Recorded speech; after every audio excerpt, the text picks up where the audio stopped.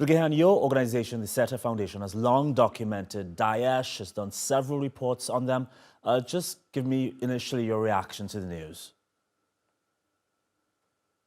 Obviously, it's a very huge development in terms of Turkey's long-standing fight against terrorist organizations, especially emanating from Syria and Iraq for years. And Turkey's fight against PKK's presence in northern Iraq and within Turkey has been well known. But with the Syrian uprising turning into a civil war, we also experienced the attacks and threats from Daesh organization, as well as PKK's offshoot YPG in northern Syria.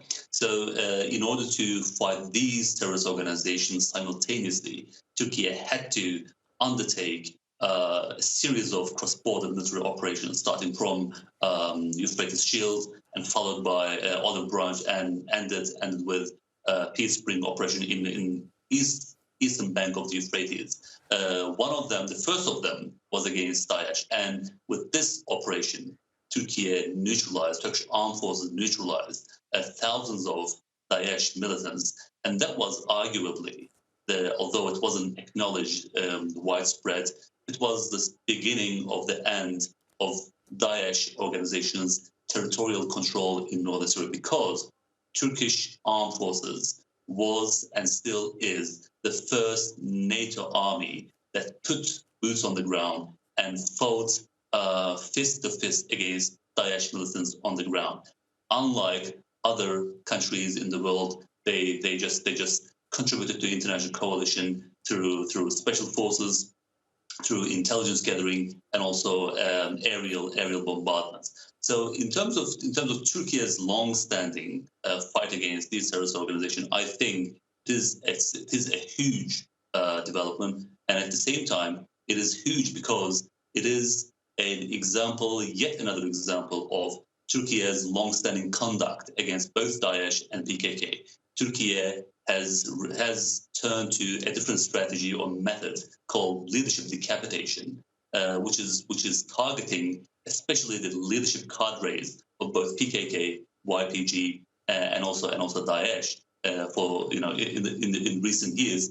And we have seen that this method has been quite significant and influential, conclusive in terms of the impact that it inflicted on the said organization. And in that sense, too, I think this is a huge success, and I expect this will have a lasting impact of the Daesh organization in terms of the maintenance of their organizational structure and their capabilities. Describe this as this will have a lasting impact on Daesh. Can you talk a bit about exactly who Abu al Qurashi was and why this is such an impactful blow against Daesh? He was named by the organization as a new leader after three of the leaders of Daesh was neutralized by especially the United States led forces in northern Syria.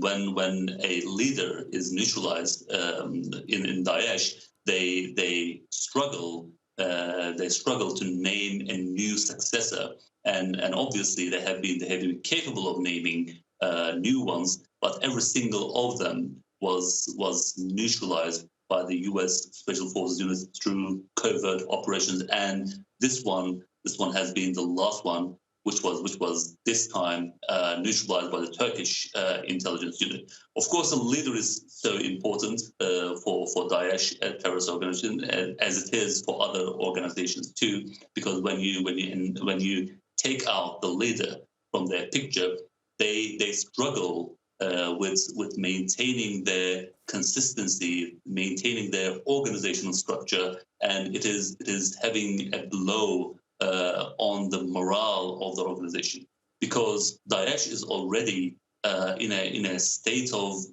of dissolution because of losing their territory, so-called caliphate. They lost their caliphate. They lost their biggest claim, which was the territorial control. And after that, They try to uphold themselves. They try to uphold their claim via going underground, via maintaining cells and undercover structures here and there. But even to maintain this, having a leader, having a legitimate leader, was a big deal. And when this leader is out of the picture, it is becoming more and more difficult for the organization to maintain its structure, and at the same time recruiting further people, appealing to further future recruits. It is basically weakening its claim and stature. Right, Bilgehan, thank you for that.